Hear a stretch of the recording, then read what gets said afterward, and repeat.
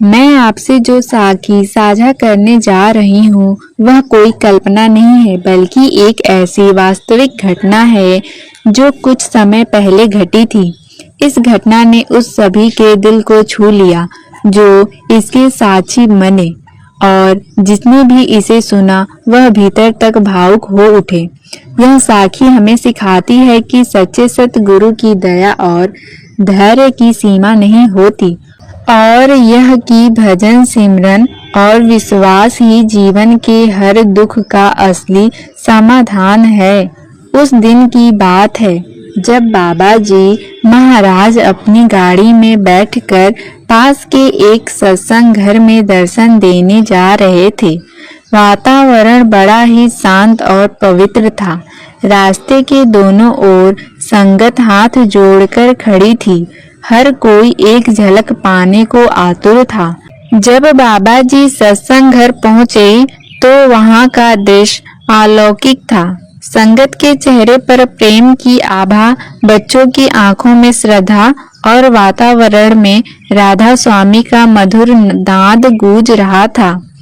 बाबा जी ने अपने नर्म प्रेममय स्वर में सत्संग फरमाया और सबको भजन सिमरन के लिए प्रेरित किया। सत्संग के बाद जब बाबा जी अपनी गाड़ी से वापस के लिए निकले, तब रास्ते में कुछ ऐसा घटा जो जीवन का एक गहरा सबक बन गया। जब गाड़ी धीरे धीरे चल रही थी, तभी अचानक एक ओर से दो छोटे बच्चे सड़क पर दौड़ते हुए आए और गाड़ी की ओर पत्थर फेंकने लगे। पहला पत्थर गाड़ी के शीशे से टकराया, दूसरा गाड़ी के दरवाजे से। ड्राइवर साहब ने चौंक कर ब्रेक लगाया और देखा कि सामने वही दो बच्चे बार बार पत्थर फेंक रहे हैं। उन्होंने झट से बाबा जी की ओर देखा और कहा, बाबा जी, दो बच्चे गाड़ी पर पत्थर मार रहे हैं। बाबा जी ने बड़ी शांति से मुस्कुराते हुए कहा, भाई, बच्चों को प्यार से मना करो, शायद उन्हें समझ नहीं है। ड्राइवर साहब गाड़ी से बाहर निकले और बच्चों को डांटते हुए बोले, अरे क्यों पत्थर फेंक रहे हो? पता है ये किसकी गाड़ी है? रुको, हाथ मत उठाओ। परंतु बच्चे मानने का नाम नहीं ले रहे थे। वो छोटे थे, पर उनके चेहरे पर कोई छिपा हुआ गुस्सा था। ड्राइवर साहब ने गुस्से में आकर एक बच्चे का हाथ पकड़ लिया और बोले, बेटा, ऐसा क्यों कर रहे हो? बताओ, क्या बात है? बच्चे ने कोई जवाब नहीं दिया, बस नजरें नीची कर ली और फिर भी दूसरे पत्थर उठा लिया। यह देखकर बाबा जी ने स्वयं गाड़ी का दरवाजा खोला और बाहर आ गए। संगत जी, वो क्षण बहुत अद्भुत था। जहाँ कोई और होता शायद गुस्सा दिखाता, पर हमारे सतगुरु का स्वभाव प्रेम है, दया है। बाबा जी ने एक बच्चे के पास जाकर बड़े कोमल स्वर में कहा, बेटा, क्या मुझसे कोई गलती हो गई है? क्यों पत्थर फेंक रहे हो? बच्चे ने सिर उठाकर देखा और उसके मासूम चेहरे पर गुस्से के साथ आंसू भी थे। वह बोला, आप झूठ बोलते हैं। ड्राइवर साहब ने चौंक कर कहा, अरे क्या बोल रहा है तू? पर बाबा जी ने उसे रोका नहीं। इसे बोलने दो। बेटा, बताओ, मैंने क्या झूठ बोला? बच्चे ने भराई आवाज में कहा, आप हमेशा कहते हैं कि भजन सिमरन करो, मालिक सब दुख दर्द मिटा देगा। लेकिन मेरी माँ रोज भजन सिमरन करती है, सत्संग में जाती है, नाम लेती है, फिर भी हमारी गरीबी खत्म नहीं होती। हमारे घर में खाना नहीं होता, कभी कभी हमें भूखे सोना पड़ता है। क्या मालिक को हमारी गरीबी नहीं दिखती? संगत जी, जब बच्चे ने यह बात कही तो वहाँ सन्नाटा छा गया। हर कोई निशब्द था। बाबा जी आंखों में करुणा उतर आई। उन्होंने बच्चे के सिर पर हाथ रखा और बोले, बेटा, ऐसा मत कहो। मालिक की दृष्टि कभी किसी से हटती नहीं। कभी कभी उसका तरीका समझ में नहीं आता, पर वह हमेशा हमारी भलाई ही करता है। बच्चा बोला, नहीं, आपने झूठ कहा। अगर मालिक मदद करता तो हम भूखे क्यों रहते। बाबा जी मुस्कुराए और बोले, चलो बेटा, मुझे तुम्हारा घर दिखाओ। आज मैं तुम्हारे घर चलता हूँ। बच्चे ने हैरानी से कहा, आप हमारे घर? बाबा जी बोले, हाँ बेटा, चलो। संगत जी सबकी आंखें नम थी। ड्राइवर साहब ने गाड़ी मोड़ी और बच्चे के पीछे चल दिए। थोड़ी दूर पर एक टूटी फूटी झोपड़ी थी, वहीं उनका घर था। बाबा जी ने उतर कर देखा, मिट्टी की दीवारें, फटी चारपाई, टूटा हुआ चूल्हा, घर में सन्नाटा था।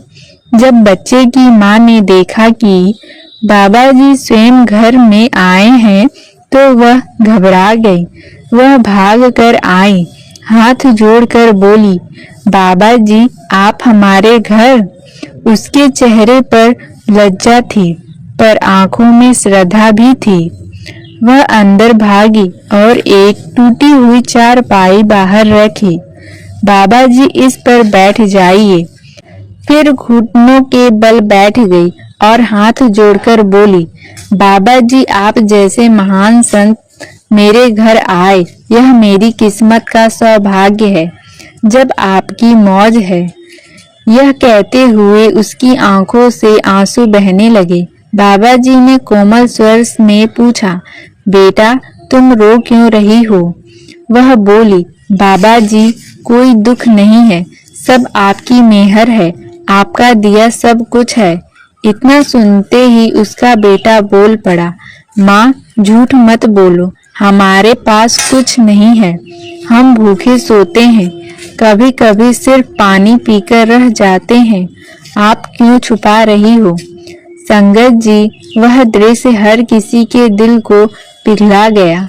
माँ की आंखों से आंसू झरने लगे और वह बोली, नहीं बेटा, मैं झूठ नहीं बोलती, बाबा जी की दया से सब ठीक है, जो है वही काफी है।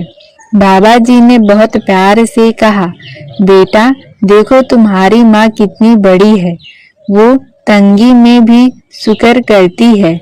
मालिक ऐसे दिल वालों से बहुत खुश होते हैं।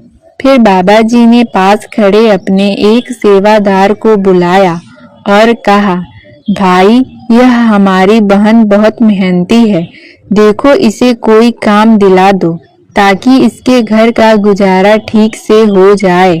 सेवादार ने तुरंत सिर झुकाया और हाँ में सिर हिलाया और उसी दिन उस माँ को पास ही एक जगह काम मिल गया। उसके चेहरे पर वर्षों बाद मुस्कान लौटी। बच्चे भी दौड़कर बाबा जी के चरणों में गिर पड़े। बाबा जी ने पूछा, अब तो खुश हो ना बेटा? बच्चा हाथ जोड़कर बोला, हाँ बाबा जी, अब हम कभी आपकी गाड़ी पर पत्थर नहीं मारेंगे। अब मुझे समझ आ गया कि आप झूठ नहीं बोलते, मैं ही नहीं समझ पाता। यह सुनकर बाबा जी मुस्कुराए। उनके चेहरे पर करुणा की आभा झिलमिला उठी। उन्होंने कहा, बेटा, याद रखना, मालिक हमेशा देता है, पर अपने समय पर। हमारा काम है नाम जपना और उस पर भरोसा रखना। जब हम भजन सिमरन करते हैं तो हमारे कर्म हल्के हो जाते हैं। गरीबी, दुख, दर्द, यह सब सिर्फ कर्मों का हिसाब है। मालिक कभी किसी से अन्याय नहीं करता। जो उसकी शरण में टिक जाता है वह कभी खाली नहीं लौटता। संगत जी, यह कहते हुए बाबा जी ने उस माँ और बच्चों को आशीर्वाद दिया और वहां से लौट गए। पर उनके जाते ही उस घर का वातावरण बदल गया, मानो हवा में भी शांति और सुगंध भर गई।